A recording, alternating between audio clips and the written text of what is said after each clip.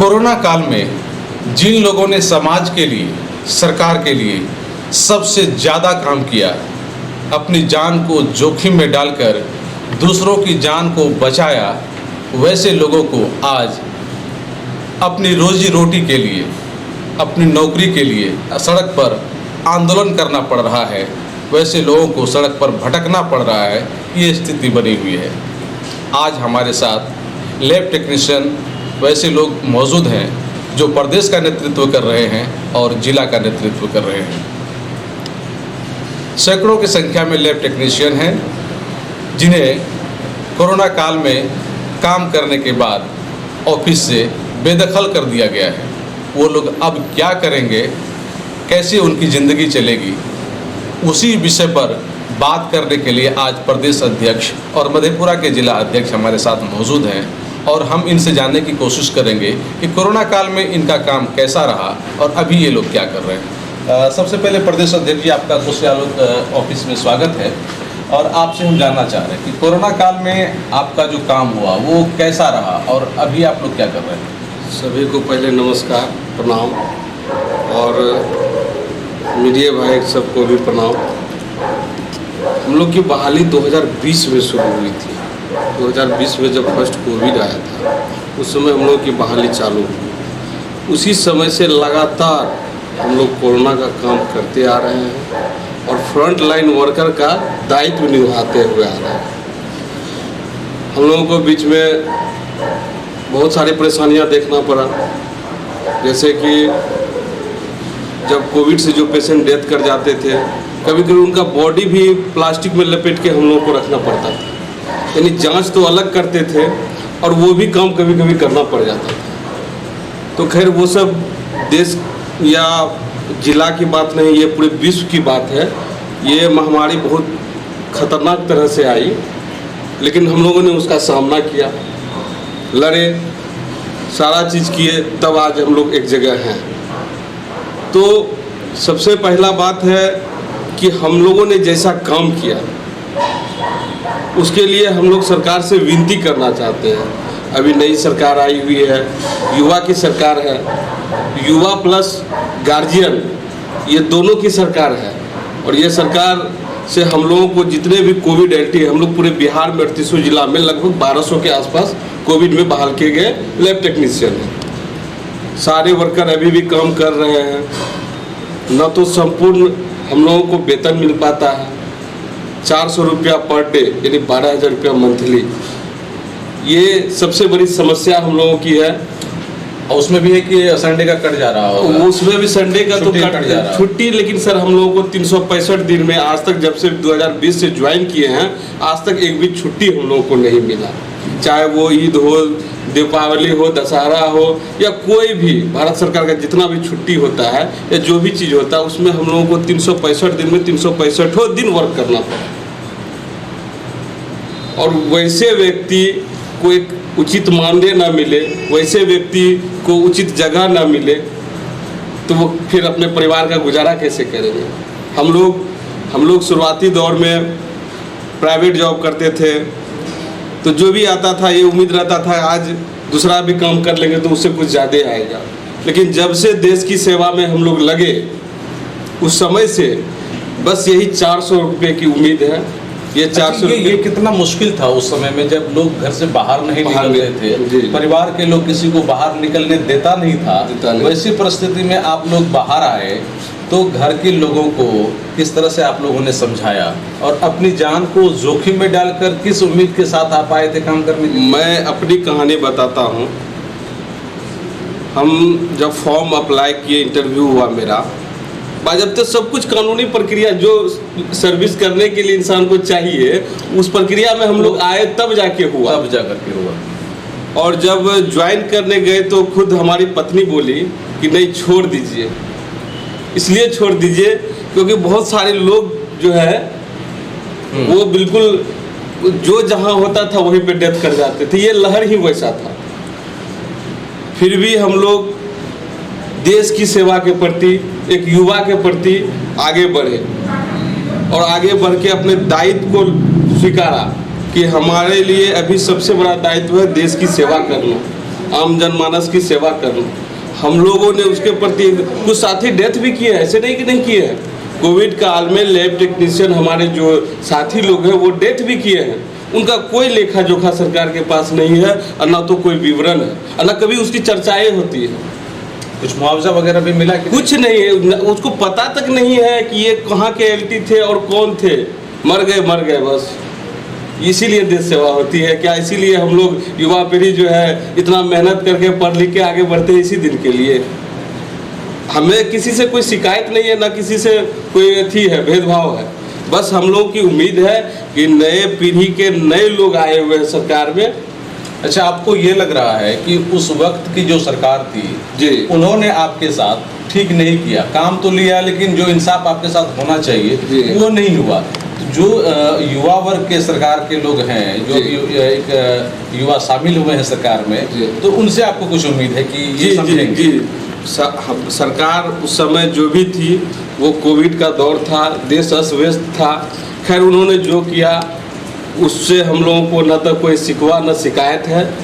बस एक नया चेहरा उभर के आया जिससे कि उम्मीद लगाए बैठे हुए हैं बिहार के युवा, खास करके युवा उम्मीद लगाए हुए हैं कि हमें कुछ न कुछ युवा के तरफ से मिलेगा। अच्छा, जानकारी मिली कुछ युवाओं को क्या कहते हैं स्वास्थ्य क्षेत्र में ही दूसरे पोस्ट पर कुछ लोगों को ज्वाइनिंग लेटर भी दिया गया है, ऐसा कुछ?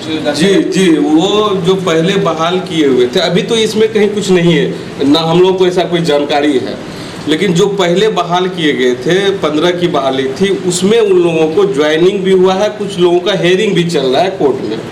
तो खैर उस सब मुद्दे पर अभी ऐसा कोई सरकार की तरफ से न तो कोई वैकेंसी आई है। हाँ, बीच में कुछ आया हुआ था ओटी असिस्टेंट का, एएनएम लोगों का, तो ये लोग, लेकिन लैब टेक्नीशियन का न तो सर संपूर्ण बीटीएससी की तरफ से बहाली निकलती है, और जब अगर बहाली निकल भी गई तो किसी न किसी माध्यम से कोर्ट पहुंच जाती है, मामला को उलझा मामला बिल्कुल। सबसे अगर बुरा परिस्थिति बिहार में अगर किसी का होगा तो वो लैब टेक्नीशियन का ही है सर, जिसके लिए हम लोग आगे भी बढ़ रहे हैं, सभी साथियों को लेके आगे चलने का काम कर रहे हैं, लड़ने का काम कर रहे हैं, सारे चीज़ हो रहा है, लेकिन उस तरह का हक अभी तक नहीं मिला।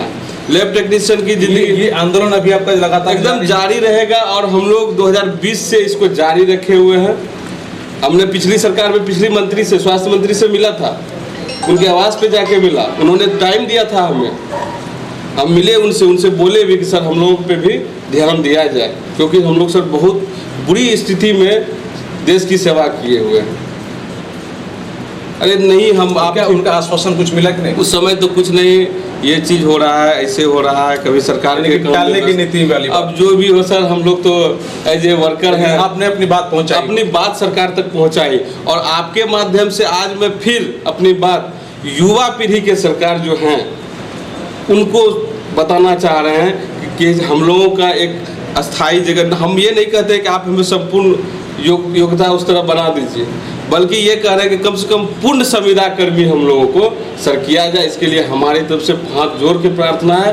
पूरे बिहार के 1200 एलटी जितने भी लैब टेक्नीशियन कोविड में बहाल हुए थे, सभी की तरफ से हाथ जोड़ के प्रार्थना है कि एक उचित न्याय की तरह आप हम लोगों को जगह पे। लेकिन एक सवाल बार बार आता है, क्या आप लोगों का जो संगठन है वो मजबूत नहीं है? संगठन के जो लोग हैं और जो टेक्नीशियन लोग हैं, सब उसमें एकजुटता की कमी है, ये क्या? जी, उसके लिए सर हम 2021 से इस चीज़ का शुरुआत किए। संगठन क्या होता है, एकजुटता क्या होती है, एक मंच क्या होता है, 2021 से हमने शुरुआत की उसका। 2021 में पहला जिला मेरा किशनगंज था, उसके बाद लगभग 22 से 24 जिला हमने भ्रमण किया। 22 से 24 जिला भ्रमण करने के बाद सभी को एक मंच पे लाया और सभी लोग एक साथ हुए। हो सकता है कि ये हमारे लिए भाग्य की बात है कि हमने सभी को एकत्रित किया, लेकिन संगठन के लोग कभी कोई अच्छे कोई बुरे होते हैं, इसमें कोई डाउट नहीं है सर। जहाँ 100-50 हज़ार की संख्या में लोग रहेंगे जी, वहाँ तो कुछ न कुछ तो मतभेद होता है। जी बिल्कुल होता है, लेकिन वो भी हम लोगों के साथ है। कुल मिला के संगठन आपका मजबूत है, काम कर रहा है। जी बिल्कुल, हम लोग आगे की तरफ बढ़ते आ रहे हैं, सरकार से उम्मीद लगाए बैठे हुए हैं। हमने कोशिश भी की कि स्वास्थ्य मंत्री माननीय उप मुख्यमंत्री जी से मिला जाए, जिसके लिए हम लोग सभी साथी एकत्रित भी हो रहे हैं और बहुत जल्द हम लोग मंत्री जी से मिलेंगे भी। और जो बोले हम सर पहले अभी भी उसी चीज़ को कह रहे हैं कि सर हमने बहुत तकलीफ के साथ देश की सेवा की है। उस स्थिति में जब पति पत्नी के पास नहीं सकता था, बेटा बाप के पास नहीं सकता था, उस समय में उस कोविड काल में हम लोगों ने देश की सेवा की है। इसलिए सरकार से नम्र निवेदन है कि हम लोगों पे कम से कम उसका भी तो ख्याल रखा जी, उसका ख्याल रखते हुए, और आपने खुद अपनी आंखों से देखा है उस चीज़ को, उस माहौल को।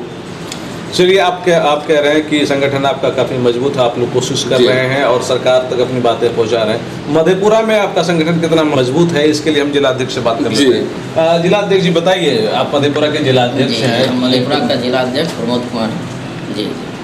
अभी जितने भी मीडिया कर्मी हैं सभी को हार्दिक करते हैं।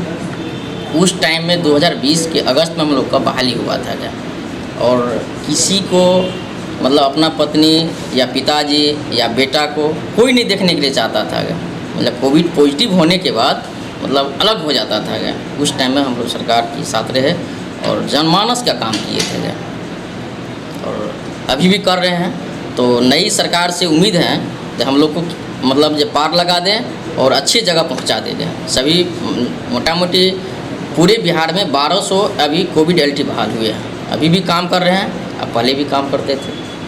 लेकिन अपने हक के लिए आप लोग को आंदोलन करना पड़ रहा है और कहीं से अभी तक कहा जा रहा है कि कुछ मजबूत भरोसा नहीं मिला है। वही बात है ना, अभी तक कुछ नहीं मिल पा रहा है हम लोग को। इसकी एक निराशा या कुछ मन में कसक है? जी, ये नई सरकार से हम लोग को उम्मीद है जो कुछ न कुछ मिलेगा, हम लोग को जगह लगाएंगे क्या, अच्छी जगह पहुंचाएंगे। ये बताइए, आपका मधेपुरा में आपका संगठन कितना मजबूत है? बहुत मजबूत है। अभी भी हम लोग को 20 का वहाँ एलटी है, कोविड एलटी। एकजुटता है, एकजुट एक मंच पर है, एकजुट है क्या। आगे भी मजबूती के साथ रहेंगे, काम भी कर रहे हैं, मजबूती लेकिन एक जिम्मेदारी और बनती है कि जब पूरे बिहार में आपका संगठन विभिन्न पैमाने पर हो गया है तो सबको साथ लेकर के चलना पड़ेगा और सरकार से अपनी मांगों को मनवाना पड़ेगा। तो इसके लिए भी आप लोग पूरी मजबूती के साथ दिल दिमाग को मजबूत करके आगे बढ़ने के लिए जी एकदम तैयार हैं और कर भी रहे हैं और 30 जिला में हम लोग मजबूती के साथ बढ़ भी रहे हैं। तो ऐसा भी कहा जा रहा है कि आप लोग बीच बीच में शिथिल पड़ जाते हैं, जिसके कारण आप लोग की जो मांगे हैं वो मजबूती के साथ नहीं सर, हम लोग को छुट्टी कम मिलती है, कहीं छुट्टी तो है ही नहीं है। शनिवार रविवार सारा दिन छुट्टी काम करना पड़ता है। तो हम लोग कोशिश कर रहे हैं किसी भी एंगल से मतलब उसी में टाइम निकालते हुए अपना काम करते हुए, सरकार के काम करते हुए, जनमानस का काम करते हुए, भारत की सेवा करते हुए हम लोग समय निकाल रहे हैं अपने लिए भी, अपने हक के लिए भी। क्या नाम बताया आपने? प्रमोद कुमार। तो ये देख रहे हैं कि ये वैसे टेक्नीशियन हैं जिन्होंने कोरोना काल में समाज की सेवा की है, सरकार की सेवा की है, लोगों की सेवा की है। और वैसे लोगों का आज डिमांड ये है कि इनकी संविदा पर ही अस्थायी रूप से नियुक्ति होनी चाहिए। नई सरकार महागठबंधन की बनी है, इसमें खासतौर से स्वास्थ्य विभाग तेजस्वी यादव के पास है और वो युवा हैं और उन्होंने भरोसा भी दिया था 10 लाख लोगों को रोजगार देने का, सरकारी नौकरी देने का भरोसा उन्होंने दिया था। तो इन लोगों का उम्मीद उनसे कुछ ज़्यादा ही जुड़ गया है और यही बात है कि ये लोग उनसे रिक्वेस्ट कर रहे हैं और मुख्यमंत्री नीतीश कुमार से इनका रिक्वेस्ट है कि कम से कम इन लोगों पर ध्यान दिया जाए और इन लोगों के परिवार इनके पीछे है, उनका भी कल्याण किया जाए। चूँकि इनका हक इसलिए बनता है कि कोरोना काल में जब समाज के लोग, अपने परिवार के लोग एक दूसरे से दूरी बनाकर थे तो उस समय ये लोग जान को जोखिम में डालकर मरीजों का उपचार क्या करते थे, कोरोना पीड़ित लोगों का उपचार क्या करते थे। तो समझ सकते हैं कि ये लोग कितने समर्पित लोग हैं और किस तरह से काम कर रहे हैं और उस समय कर रहे थे। तो निश्चित रूप से इनका हक बनता है और उसी हक की लड़ाई ये लोग लड़ रहे हैं और सरकार से खासतौर से कृपा की अपील कर रहे हैं। कोशियालों के लिए सुमित के साथ मैं संजय कुमार।